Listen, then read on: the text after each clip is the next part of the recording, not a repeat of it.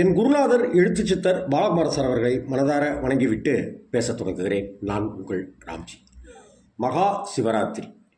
மகா சிவராத்திரி ஒரு அற்புதமான திருநாள். சிவனை மெய்யுருகி வணங்க வேண்டிய மிக முக்கியமான நாள். குமரி மாவட்டத்தில் 12 சிவாலயங்களை ஓடியபடி தரிசிக்கிற வழக்கம் இன்னைக்கு வரைக்கும் இருக்குது. பல்லாயிரக்கணக்கான பக்தர்கள் கலந்து கொள்கிற இந்த சிவாலய ஓட்டம் அப்படிங்கிறது, சிவாலய ஓட்ட கோயில்கள் அப்படிங்கிறது தெரியுமா? திருமலை அப்படின்னு ஒரு ஊர். சிவாலய ஓட்டம் தொடங்கிறதுக்கு முன்சிறை அப்படிங்கிற ஒரு ஊரை ஒட்டி இருக்கிற திருமலை சிவாலயம் ரொம்ப ரொம்ப முக்கியத்துவம் வாய்ந்தது.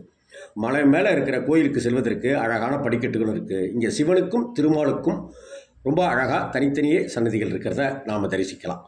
ஸ்ரீராமர் வழிபட்ட ஸ்தலம் அப்படின்னு ஸ்தல புராணம் சொல்லுது.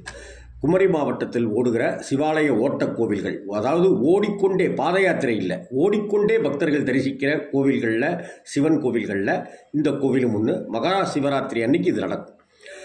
பிரணவத்தின் பொருள் தெரியாத பிரம்மாவை முருகப்பெருமான் இங்கே சிறைபிடிச்சாரணும், அதனால் இந்த ஊர் முன் சிறை அப்படின்னு ஆணிச்சுன்னும் சொல்லுவாங்க. திருமலை கோவிலோட சாயரட்சை பூஜை முடிஞ்ச பிற்பாடு சிவாலய ஓட்டம் தொடங்கும். அதற்கு அடுத்து மார்த்தாண்டம் வழியாக திக்குறிச்சியை அடைவார்கள் பக்தர்கள். திக்குறிச்சி திருமலையிலிருந்து சுமார் 12 கிலோமீட்டரில் இருக்குது. தாமிரபரணி கரையில் அமைஞ்சிருக்கிற ஒரு ஆலயம் இது. மகாதேவர், விநாயகர், சாஸ்தா, நாகராஜான்னு சன்னதிகள்லாம் இருக்குது. ஆற்றில் நீராடி மகாதேவரை தரிசிப்பாங்க. இங்கிருந்து அருமனை கலிகள் வழியாக 14 கிலோமீட்டர் தொலைவில் உள்ள திருப்பரப்பு அப்படிங்கிற ஒரு அற்புதமான அருவியோடு இருக்கிற க்ஷேத்திரத்துக்கு போவாங்க பக்தர்கள். திருப்பரப்பு இது 3வது இடம். மேற்கு நோக்கியுள்ள ஒரு அற்புதமான சிவன் கோவில்.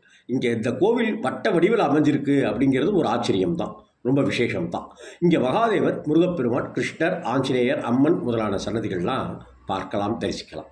சிவன் கோயில்களில் சிவலிங்கத்தோட எதிரில் நந்தி தானே இருக்கும், இதான வழக்கம். ஆனால் இங்கே சிவனுடைய உக்கிரத்தை தணிக்கிறதுக்காக கருவறை ஓரத்தில் இருக்குது. இதையொட்டிய திருப்பரப்பு அருவி இன்னும் அழகு, இன்னும் பேரழகு. இதையடுத்து திருநந்திக்கரை அப்படிங்கிற ஸ்தலத்துக்கு போவாங்க.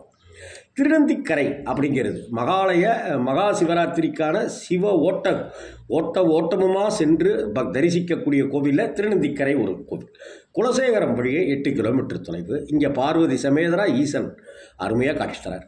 இங்கே இருக்கிற பறந்து விரிந்த பாறைகள், வெப்பம் தாங்காத சிவபெருமான் கோயில் தெப்ப குளத்தில் சுயம்புவாக எழுந்தருளியதாக ஸ்தல புராணம் சொல்லுது. அதனால் தனக்கு குளத்திலேயே கோவில் கட்டுமாறு சிவனார் கட்டளையிட்டதாகவும் ஸ்தல புராணம் சொல்லுது. ரொம்ப அழகான கோவில். கேரள மாநில தந்திரிகளால் ஆகம விதிப்படியும் கேரள தச்சு சாஸ்திரங்கள் படியும் உண்டான கோவில் இது. கேரள மாநிலம் இருக்கும். கோயிலை ஒட்டி குகை கோயிலும் இருக்குது. கல்வெட்டுகள் ஏராளமாக இருக்குது.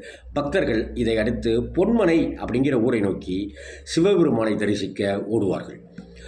சுமார் 7 கிலோமீட்டர் தொலைவு. இதை அடுத்து பொன்மனை வந்துடும். தீம்பிலான்குடி மகாதேவர் ஆலயம் அப்படிங்கிறது இந்த பகுதியில் ரொம்பவே பிரபலம்.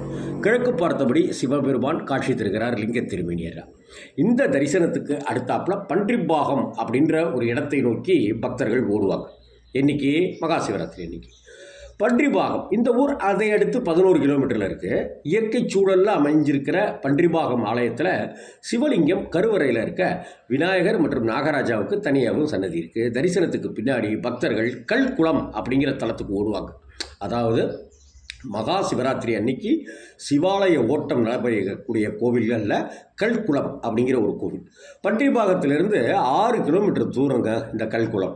அங்கே புகழ்பெற்ற பத்மநாபபுரம் கோட்டைக்குள்ளார அமைஞ்சிருக்கிற கல்குளம் நீலகண்டேஸ்வரர் ஆலயத்தை நாம் தரிசிக்க முடியும். அற்புதமான சிவக்ஷேத்திரம்.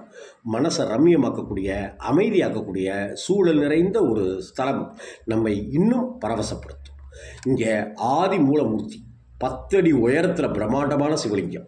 மதுரை மீனாட்சி அம்மன் கோவிலோட கட்டுமான பணிகளை பார்த்தது அந்த மார்த்தாண்டவர்ம மகாராஜாங்கிறவர் தமிழகத்தினுடைய ஆலய அமைப்பின் சாயலில் முன்புறம் அழகான கோபுரத்தோடு இந்த ஆலயத்தை கட்டினதாக ஸ்தல வரலாறு தெரிவிக்குது. அதற்கு அடுத்தாப்புல மேலாங்கோடு சென்று ஓட்டத்தை தொடங்குவார்கள் பக்தர்கள். மேலாங்கோடு அப்படிங்கிறது இதை அடுத்து 3 கிலோமீட்டரில் இருக்குது. மேலாங்கோடு இசக்கியம்மன் ஆலயம், பத்மநாபபுரம் கோட்டை இதெல்லாம் ரொம்ப பக்கத்திலே இருக்குது. இதை அடுத்து இங்கே தரிசனம் முடிஞ்ச பிற்பாடு திருவிடைக்கோடு நோக்கி பக்தர்கள் தங்களுடைய ஓட்ட பயணத்தை தொடங்குவாங்க. இது 5 கிலோமீட்டர் தொலைவில் திருவிடைக்கோடு வருது.